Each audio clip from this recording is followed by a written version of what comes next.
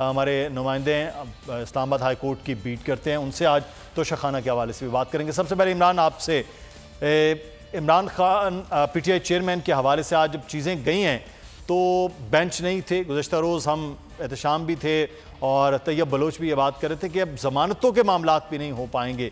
जब अब नहीं हो पाएंगे, जब चीज़ें नहीं होंगी, तो अब पीटीआई चेयरमैन की गिरफ्तारी या इन केसेस का क्या मुस्तकबिल होगा? देखें, ज़मानतों के केसेस अगर अर्जेंट नोयत के हों तो वो समात के लिए मुकर्रर हो जाते हैं समर वेकेशंस के दौरान भी। अच्छा। अगर उसमें कोई ऐसा मामला हो कि जिससे ये प्रूव हो कि ये अर्जेंट नोयत का मामला है, फौरी समात ना होने से नाकाबिले तलाफ़ी नुकसान जो है वो पटिशनर को, मुतासरा अफरीक को पहुँच सकता है, तो ऐसे जो केसेस हैं वो फौरी तौर पे समात के लिए मुकर्रर होते हैं। अब ये जो चेयरमैन पीटीआई का मुकदमा जो आज सुप्रीम कोर्ट के 2 रुकनी बेंच के सामने ज़ेरे समात आया है, इसमें भी कल यही दरख्वास्त की गई कि ये अर्जेंट नोयत का मुकदमा है, सास मामला है। अगर समात ना की गई 4 जुलाई तक, तो जो लतीफ़ खोसा साहब ने अपनी दरख्वास्त में कहा था कि उनके जो मौक्किल है उनको नाकाबिले तलाफ़ी नुकसान पहुँच सकता है, तो उनकी दरख्वास्त या अर्ज़ी एक्सेप्ट कर ली गई। आज 2 रुकनी बेंच बना, उसमें चेयरमैन पीटीआई की दरख्वास्त के ऊपर समात भी हुई। लेकिन यहाँ पे इशू ये था कि ग़ालिबन ऑफिस की तरफ से इस मामले को नज़रअंदाज किया गया कि नीचे जो फैसला हुआ बलूचिस्तान हाई कोर्ट में, जिसके खिलाफ चेयरमैन पीटीआई सुप्रीम कोर्ट में अपील लेके आए थे, वो 2 रुकनी बेंच का था। और ये एक असूल है, प्रिंसिपल है कि अगर नीचे 2 जजेस का फैसला है तो सुप्रीम कोर्ट में जो 3 जजेस का बेंच बनता है वो ऐसे केस की समात करता है। जो हाई कोर्ट से आए, नीचे 2 रुकनी बेंच का फैसला हो तो ऊपर बड़ा बेंच बनता है। तो आज वैसे ये पटिशन जो है वो बेल की नहीं थी, आपको ये भी बता दें। ये जो पटिशन थी चेयरमैन पीटीआई की, जो उनके खिलाफ कोयटा में एक मुबैना तौर पे वकील के कत्ल का मुकदमा दर्ज हुआ, उस मुकदमे की क्वैशमेंट के लिए, उस मुकदमे के यानी इखराज मुकदमा की ये दरख्वास्त थी।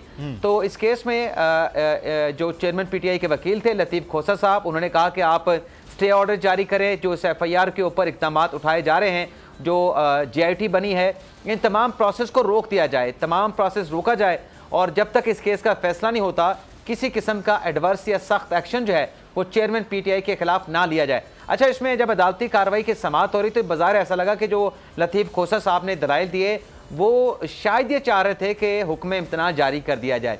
लेकिन दूसरी जो बेंच की खातून रुकन थी आयशा मलिक साहबा, उन्होंने जो इशारे से कहा कि नहीं, इसमें चूंकि हम 2 रुकनी बेंच है तो हम इंजेक्शन ऑर्डर यानी हुक्म इम्तना जारी नहीं कर सकते। तो उसके बाद अदालत ने हुक्म इम्तना जारी नहीं किया और गिरफ्तारी के हवाले से भी कहा गया कि अगर आप हुक्म नहीं देंगे तो गिरफ्तारी भी हो सकती है। तो चलो एटलीस्ट आपने नोटिस जारी कर दिए हैं, आइंदा समात की तारीख भी नहीं दे रहे, तो इतना कर दें कि मेरे मौक्किल को, पुलिस को हुक्म दिया जाए कि वो गिरफ्तार ना करें। लेकिन अदालत ने यह बात भी नहीं मानी। अदालत ने कहा कि आपका जो भी मामला है आप तहरीरी दरख्वास्त दे दें, आप चीफ जस्टिस के साथ मुलाकात कर लें, पटिशन दायर कर दें, मुतफरिक दरख्वास्त ले आएँ। हम 2 रुकनी बेंच जो है वो नीचे हाई कोर्ट का जो 2 रुकनी बेंच का फैसला, उसमें किसी किस्म की इंटरफेरेंस नहीं कर सकते। 3 रुकनी बेंच जो है उस फैसले के खिलाफ कोई ऑर्डर पास कर सकता है। तो उसके बाद फिर यह हुआ कि चेयरमैन पीटीआई को जब यहाँ से रिलीफ नहीं मिला, गो के एक पार्शली रिलीफ है कि उनकी दरख्वास्त के ऊपर फ्री कैन को नोटिस किए गए हैं, लेकिन जहाँ तक गिरफ्तार ना करने का मामला था उस इशू के ऊपर जो है इस्लामाबाद हाई कोर्ट ने उन्हें 14 दिन की जो है प्रोटेक्टिव बेल दे दी है। अच्छा, तो अब प्रोटेक्टिव बेल का मामला है, तो अब इस केस में तो गिरफ्तारी जो है वो इमरान नहीं हो पाएगी, लेकिन बाकी जो केसेस हैं और जो नैब का कुछ अमेंडमेंट की गई हैं, उसके बाद इमरान क्या सूरत हाल हो सकती है? इस पर बाकी केसेस के हवाले से नैब की बात करना। बाकी जो केसेस की आज समात हुई है एहतसाब अदालत में या सेशन अदालत में या हाई कोर्ट में, वो तो हमारे साथ एहतशाम कियानी साहब मौजूद हैं। लेकिन जहां तक नैब तरामीम का मामला है, इमरान का रोकूंगा। बड़ी ईद की खुशियों में बोल ने दिया अपने अवाम का साथ, अवामी शिकायत पर बोल ने उठाई आवाज। उधर पेशावर में आलाइशों को ठिकाने लगाने के लिए WSSP का खुसूसी ऑपरेशन शुरू हो गया है।